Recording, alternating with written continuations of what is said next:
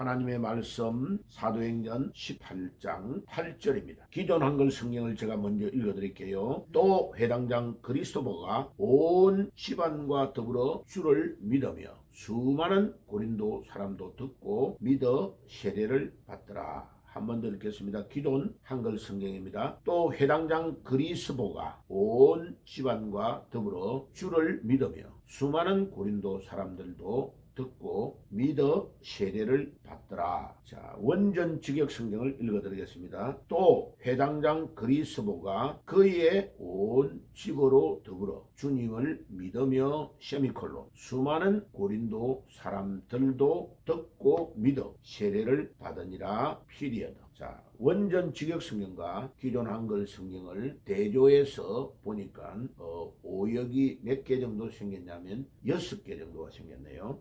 자, 어디가 오역이 왔냐면 첫 번째, 그의 온 집으로 더불어 그의라는 단어가 빠졌습니다.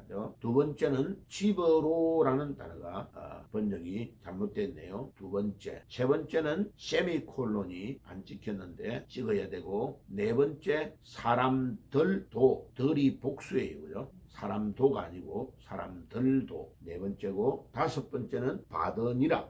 그 다음에 마지막에 마침표 여섯 번째로 잘못됐네요. 자, 총 정리를 하면 6가지인데 첫째는 그의, 두 번째는 집으로, 세 번째는 세미콜론, 네 번째는 사람들, 다섯 번째는 받으니라, 여섯 번째는 피리어드 마침표. 자, 그러면 우리가 이제 무엇을 깨달아야 되느냐 강해를 해볼게요. 사도행전 18장 8절에서 우리가 깨달아야 되는 것은, 바울이 지금 가는 데마다 지역 중요한 도시 이런 데를 찾아갈 때에 회당에 가장 먼저 갑니다.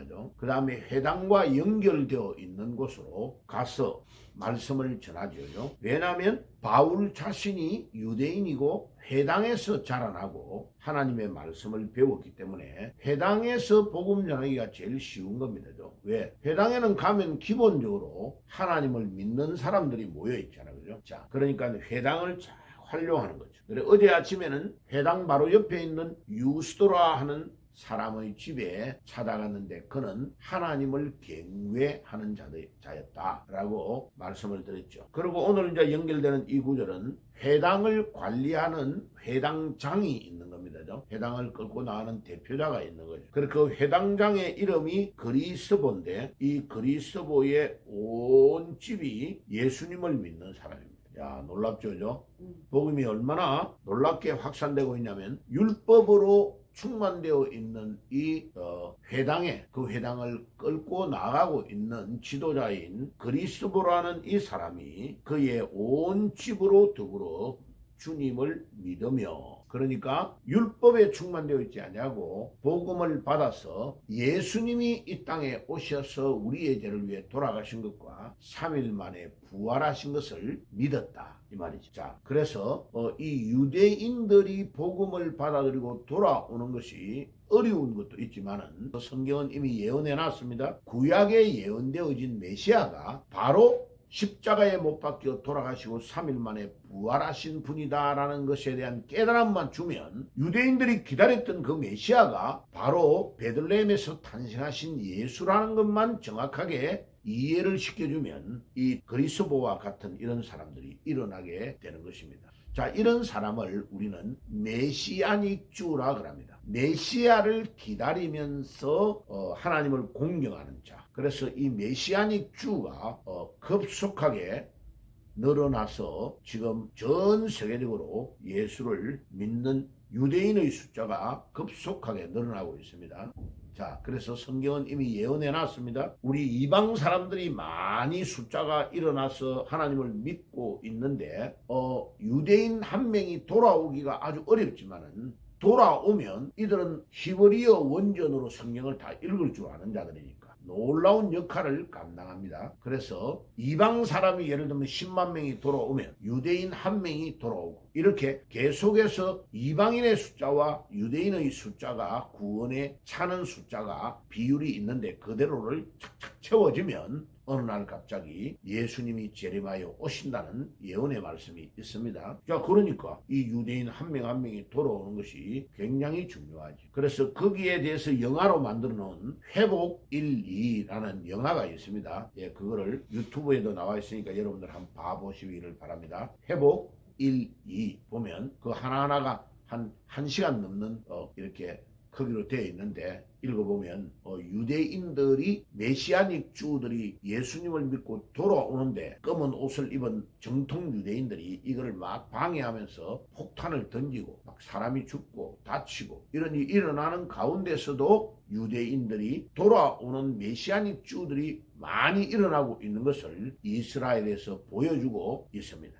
그리고 이스라엘에서만 일어나는 게 아니고 미국 같은 이런 데서는 이 메시아닉 주들이 엄청나게 많은 사람들이 돌아오고 있는 거다. 자, 그것을 보면 마지막 때가 다 돼가구나. 우리 예수님이 예언하신 말씀 그대로 지금 성경에서 유대인들이 급속하게 돌아오고 있구나 하는 것을 깨달았습니다. 2000년 동안 나라 없이 유리방하며 예수님을 거부하는 것 때문에 엄청난 어려움의 대가를 지불했던 유대인들이 이제 깨닫고 2000년 전에 메시아가 이미 이스라엘 유대 땅 베들레헴에서 탄생하셨구나 하는 것을 깨달으면 놀라운 속도로 유대인들이 돌아오게 되는 것입니다. 바로 이와 같이 오늘 사도행전 18장 8절에 또 회당장 그리스도가 그의 온 집으로 더불어 주님을 믿으며 라는 이 구절이 2000년 전에 유대인들이 급속하게 율법을 가지고 믿고 있던 이들이 돌아오는 일이 일어났다. 사도 바울이 대표적인 인물이고 사도 바울과 같이 율법을 믿고 있고 회당 중심으로 살고 있는